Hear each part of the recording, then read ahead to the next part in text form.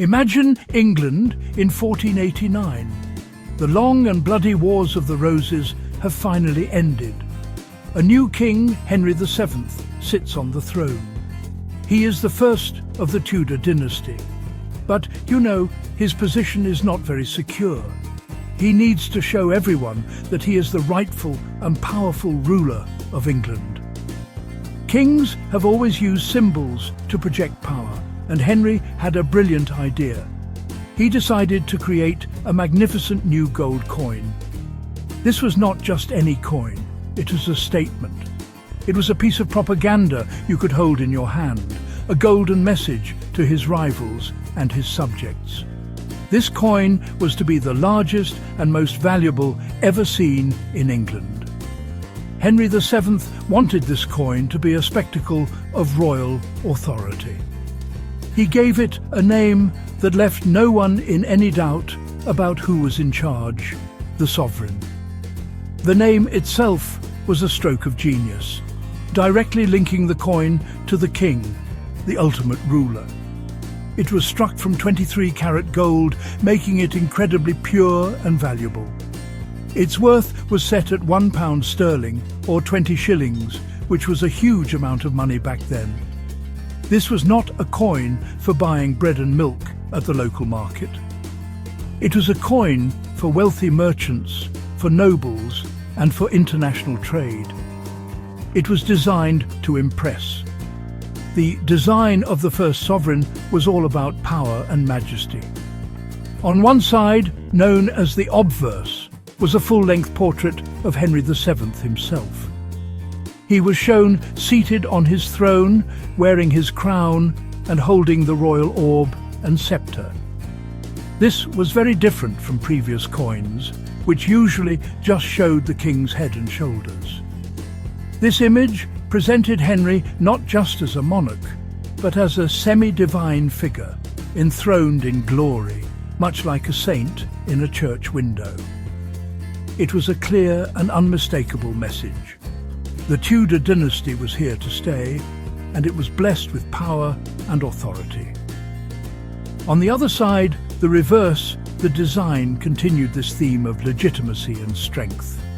It featured the magnificent Tudor rose, a new symbol created by Henry. This rose combined the red rose of the House of Lancaster with the white rose of the House of York. It was a powerful symbol of the unity he had brought to the kingdom after decades of civil war. In the centre of the rose was a large shield bearing the royal coat of arms of England. Every element of this coin was carefully chosen to reinforce the king's message of peace, power, and the divine right to rule. The first sovereign was more than money. It was a masterpiece of political marketing. As the Tudor dynasty continued, the sovereign coin changed with each new monarch. It became a kind of royal portrait gallery in gold, reflecting the personality and policies of each king or queen. When Henry VIII came to the throne, his sovereigns were just as grand as his father's. They still showed him enthroned, a powerful and imposing figure. However, Henry VIII was famous for his extravagant spending and for debasing the currency. This means he started mixing less valuable metals with the gold. So, while his sovereigns looked impressive, their actual gold content sometimes went down. This was a risky game, as it could damage people's trust in the currency. The coin continued to evolve under Henry's children. Edward VI, the boy king, issued sovereigns that showed him as a young but still majestic ruler. Then came Queen Mary I, England's first reigning queen. Her sovereigns were historic, as they were the first to feature a queen on her own. But her reign was short and troubled, and her coins are quite rare today. Her half-sister, Elizabeth I, had a long and glorious reign, and her sovereigns reflect this. Her coins were of a very high quality, with a much higher gold content. This was a deliberate move to restore confidence in English money. The portraits of Elizabeth show her as a powerful and iconic queen, the famous Gloriana. The Stuart kings, who followed the Tudors, also put their own stamp on the sovereign. James I, who was already King of Scotland, united the crowns of England and Scotland. His sovereigns showed new coats of arms to represent this new Great Britain. The coin's design was updated to celebrate this union. His son, Charles I, also issued beautiful and highly detailed sovereigns. His coins often showed him on horseback, looking like a noble knight. This was an image of chivalry and authority. However, these magnificent coins were being produced on the eve of a great national disaster. The value and design of the sovereign were always in flux. Sometimes the weight would be changed, or the amount of gold would be adjusted. A smaller version, the half-sovereign, was also introduced. These changes often reflected the economic situation of the country. If the government was short of money, it might be tempted to make the coins with less gold. If it wanted to show strength and stability, it would produce high-quality, pure gold coins. The sovereign was like a barometer of the nation's health. Its changing face told a story of royal power, economic fortune, and the shifting identity of the kingdom itself. The reign of King Charles I ended in chaos and conflict. The English Civil War, a brutal struggle between the king and parliament, tore the country apart. This conflict had a dramatic impact on everything, including the nation's money. During the war, both sides minted their own coins to pay their soldiers and buy supplies. Some of the coins made by Charles I during this period are known as siege pieces, often crudely made in towns that were under attack. The magnificent gold sovereign, a symbol of a united and stable monarchy, simply could not continue in this divided and war-torn land. The execution of Charles I in 1649 marked the end of an era, and the sovereign disappeared along with the king. After the war, England became a republic, the Commonwealth, led by Oliver Cromwell. The old royalist symbols were swept away. New coins were issued, but they were very different. They were deliberately plain and simple, with no portrait of a monarch. Instead, they featured the shield of St. George for England and a harp for Ireland. The inscriptions were in English, not the traditional Latin, so that everyone could understand them. The idea was to create a currency for the people, not for a king. The grand and golden sovereign had no place in this new, austere republic.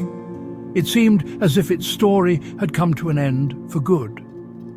In 1660, the monarchy was restored, and Charles II, the son of the executed king, returned to the throne. People were tired of the strict Puritan rule and welcomed the return of the king.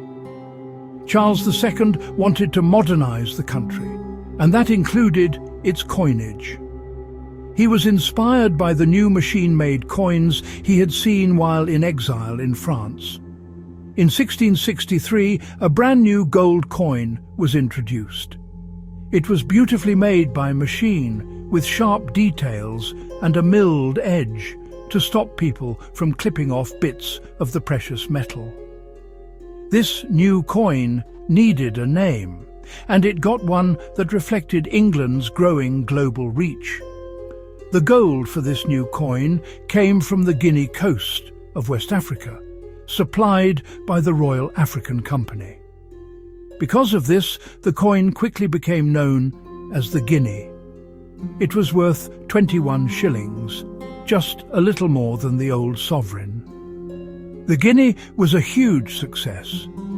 It was a reliable and handsome coin that became the backbone of British commerce for the next 150 years. Famous writers like Jane Austen and Charles Dickens mention the guinea in their novels. For a century and a half, it was the principal gold coin of the realm. The old Tudor and Stuart sovereign was all but forgotten, a relic of a bygone age. By the early 19th century, Britain was in a state of great change. The country had been fighting the long and expensive Napoleonic wars against France. The economy was in disarray, and there was a shortage of gold and silver coins. Paper money had been used, but people didn't trust it. After Britain's final victory at the Battle of Waterloo in 1815, the government decided it was time for a complete overhaul of the nation's currency. This was called the Great Recoinage of 1816. The aim was to create a stable and reliable monetary system based on a gold standard. And for this, they needed a new flagship gold coin. Instead of creating something entirely new, the government decided to look to the past. They chose to bring back the historic name sovereign. This was a clever move. It connected the new coin to a glorious royal history stretching all the way back to Henry VII. It was a symbol of stability and tradition in a rapidly changing world. The new modern sovereign was first issued in 1817. It was given a value of exactly £1 or 20 shillings, making it the cornerstone of the new currency system. It was slightly smaller and lighter than the old Tudor sovereign, but it was made of 22-carat gold, a standard known as crown gold. The master of the Royal Mint, William Wellesley Pole, wanted the new coin to be a work of art. He hired a brilliant but fiery Italian gem engraver named Benedetto Pistrucci to create the design. For the obverse, Pistrucci created a classical head and shoulders portrait of the king, George III. It was a dignified and handsome image, but it was the design for the reverse side that would become truly legendary. Instead of the traditional coat of arms, Pistrucci created a dynamic and dramatic masterpiece. He chose the ancient legend of St. George, the patron saint of England, slaying a dragon. Pistrucci's design was revolutionary. It showed a powerful, muscular St. George on horseback, his cape flying behind him as he drives his sword into a fearsome dragon writhing on the ground. The image is full of energy, movement, and classical beauty. It was inspired by the ancient Greek sculptures that were becoming fashionable in London at the time. This design was an instant classic. It represented the triumph of good over evil, a fitting symbol for a nation that had just defeated Napoleon. This powerful image of St. George and the dragon has become inseparable from the sovereign, and it's still used on the coin today, over 200 years later. The 19th century was, without a doubt, the age of the British Empire, and the sovereign became its golden ambassador. During the long reign of Queen Victoria from 1837 to 1901, Britain's influence spread across the globe. London, at that time, was the financial capital of the world, and the pound sterling, guaranteed by the gold sovereign, was the world's leading currency. The sovereign was trusted everywhere. It was, quite simply, known as the chief coin of the world. A merchant in Hong Kong, a banker in New York, or a trader in India would all accept a British gold sovereign without question.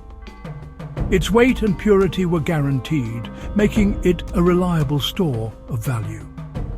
The demand for sovereigns was so immense that, well, the Royal Mint in London simply couldn't keep up.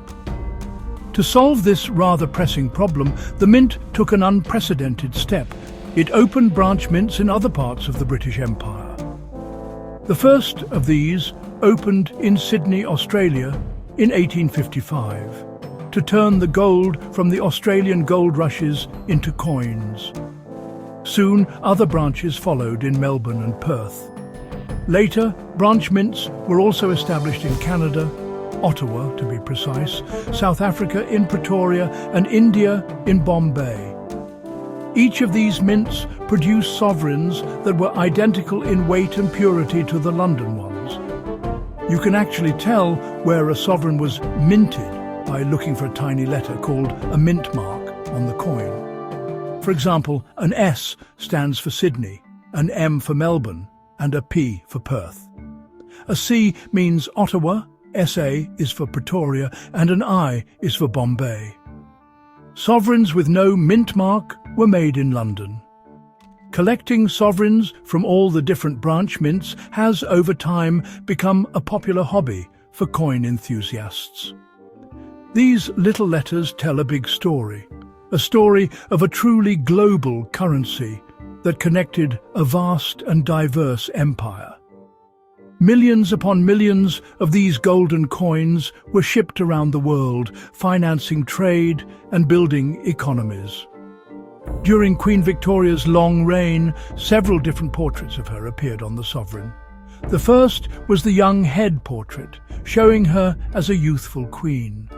This was followed by the Jubilee head in 1887 to celebrate her 50th year on the throne. Finally, the old head, or veiled head portrait, was introduced in 1893, showing her as a mature and stately monarch. These portraits, you see, trace the journey of her life and reign. But on the other side of the coin, Pistrucci's St. George and the dragon remained the most popular design, a constant and familiar symbol of British strength on a coin that was recognised from London to Sydney and indeed far beyond. The 20th century brought enormous challenges that would change the world forever, and, well, the gold sovereign was caught up in these seismic events. When the First World War broke out in 1914, everything changed. Wars are, you know, incredibly expensive, and the British government needed all the gold it could get to pay for weapons, supplies, and to secure international loans. In a famous campaign, the government asked the public to hand in their gold sovereigns and exchange them for paper banknotes. Posters declared it a patriotic duty to give up your gold for the war effort. The slogan was, "The German is striking at the heart of the empire. Your money will help to strike him down." As a result of this campaign, millions of sovereigns were taken out of people's pockets and purses and melted down. The golden age of the sovereign as a circulating coin was, well, over. Although the Royal Mint continued to strike sovereigns after the war, they were mostly used to pay off international debts or kept in the vaults of central banks. They were no longer seen in everyday use in Britain. The country officially left the gold standard in 1931 during the Great Depression. This meant that paper money was no longer directly convertible into gold. The sovereign's role as the foundation of the currency was finished. The Second World War brought another strange chapter in the sovereign's story. The coins were actually used as part of the war effort, but in a very secret way. They were packed into emergency kits for pilots and special agents operating behind enemy lines. A handful of gold sovereigns was a universal currency that could be used to bribe someone, buy information, or secure safe passage anywhere in the world. They were small, easy to conceal, and instantly valuable. The Royal Mint even secretly struck several million sovereigns during the war for this very purpose, though they were dated 1925 to avoid any legal complications. After the Second World War, the sovereign entered a sort of limbo. Production stopped completely in 1932 for coins intended for circulation. For over 2 decades, no new sovereigns were struck, except for a few special proof versions for collectors. The coin that had once been the master of global finance was now a historical curiosity. The world had moved on to a new financial system dominated by the US dollar. The days when a British gentleman could travel the world with nothing but a pocketful of gold sovereigns were long gone. The coin had transitioned from being money to being a memory. After the Second World War, the sovereign's life as an everyday coin was well and truly over. It had vanished from the shops and banks of Britain. However, the story of this famous coin was far from finished. It simply began a new chapter, transforming from a tool of commerce into a treasured object. People began to see the sovereign not just as a pound coin, but as a piece of history, a work of art, and a store of value. It became something to collect, to invest in, and to pass down through generations as a family heirloom. Its enduring appeal was rooted in its history, its beautiful design, and the intrinsic value of its gold content. The Royal Mint recognized this shift. In 1957, they decided to start producing sovereigns again. But this time, they were not intended for spending. These new coins were bullion coins. This means their value is based on the amount of pure gold they contain. They were aimed at investors who wanted to own physical gold and at collectors who admired the coin's heritage. This decision was a huge success. It revived the sovereign and gave it a new purpose in the modern world. The coin that once paid for the British Empire was now a popular way for ordinary people to own a small piece of a precious metal. Over the following decades, the sovereign's status as a collector's item grew and grew. The Royal Mint began to issue special proof versions of the coin each year. These are very high-quality coins, struck multiple times with polished dies to create a flawless, mirror-like finish. They are produced in much smaller numbers than the bullion versions and are aimed squarely at the collector's market. These proof sovereigns often come in special presentation boxes with a certificate of authenticity. They celebrate the coin's artistry and its long and distinguished history, making them highly sought after. The sovereign also became a popular gift for special occasions. Because of its royal connections and its classic design, it is often given to mark a significant birthday, a christening, or an anniversary. Owning a gold sovereign is like owning a small piece of British history. Each coin, whether it's a worn Victorian one that travelled the world or a brand new one straight from the mint, tells a story. It speaks of kings and queens, of empire and industry, of war and peace. It has become more than just a coin. It is a symbol of endurance, quality, and a link to a fascinating past. Today, in the 21st century, the gold sovereign is more popular than ever. The Royal Mint continues to strike hundreds of thousands of them each year. They are produced for a global market of collectors and investors who are drawn to the coin's unique combination of history, beauty, and precious metal value. While it is no longer used to buy goods, it remains legal tender in the United Kingdom.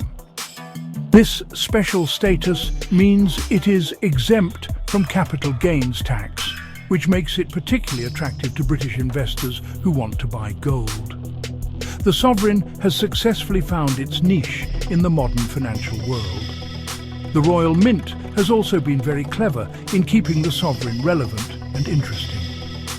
For major royal events and national anniversaries, they often issue special one-off designs. For example, in 2002, for Queen Elizabeth II's Golden Jubilee, the traditional St. George and the Dragon design was replaced with a royal coat of arms, echoing the designs of the Victorian era. In 2012, for the Diamond Jubilee, a new version of St. George and the Dragon was created. These special editions are produced in limited numbers and are highly prized by collectors, often selling out very quickly. The record-breaking reign of Queen Elizabeth II has been closely documented on the sovereign. Over her 70 years on the throne, 5 different official portraits of her have appeared on the coin, more than any other monarch. These portraits trace her journey from a young queen to a beloved and respected head of state. The final portrait was introduced in 2015. Following her death in 2022, the first sovereigns featuring the portrait of King Charles III were issued. This was a historic moment, continuing the centuries-old tradition of the new monarch's image appearing on the nation's coinage.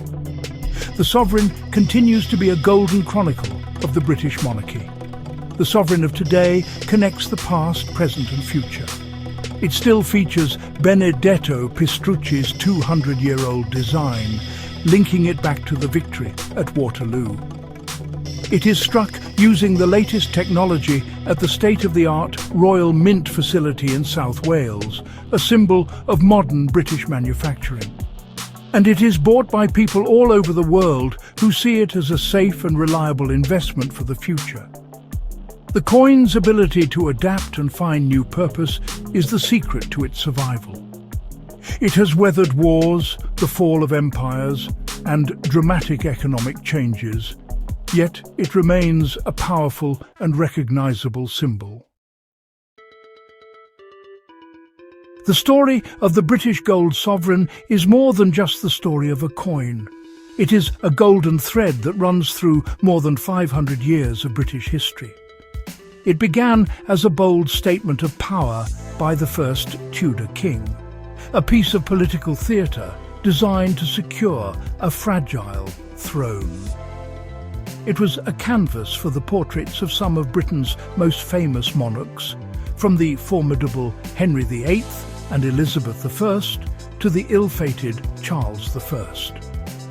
Each coin is a miniature historical document, reflecting the art, politics and economy of its time.